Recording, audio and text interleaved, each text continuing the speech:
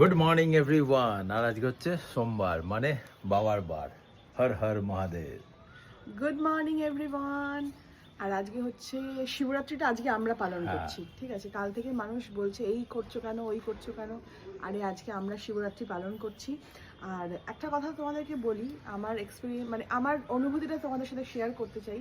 সেটা হচ্ছে যে সম্পর্ক না বা মানুষের যে ভালোবাসা মানুষকে কিন্তু অর্জন করতে হয়, তাকে না ব্যবহার করতে নেই। তো আগেকার দিনে মানুষ কি করতে পারতো, মানুষ মানুষকে ভালোবাসতো আর টাকা পয়সার ব্যবহার করতো।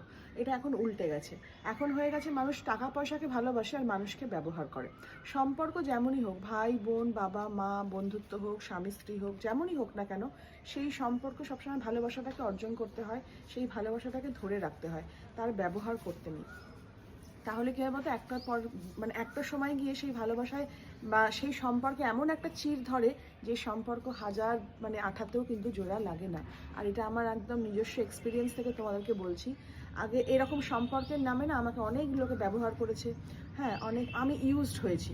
কিন্তু তখন তো মানে ভাবলাম যাকে ঠিক আছে, কুণাল আমাকে বলতো যে কেন তুমি এরকম করছো, কেন তোমাকে সবাই ইউজ করছে, কেন এই জিনিসটা করছো। আমার ঠিক আছে চলো।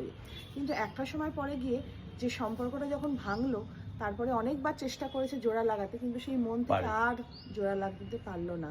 আর কোনোদিন মনে হয় না সেই জোড়া লাগাতে পারবে। তাই মানুষের সঙ্গে যে সম্পর্কটা একবার যদি ভেঙে যায় সেটা আর জোড়া লাগে না, তাই সেটাকে যত্ন করে না ধরে রাখতে হয়।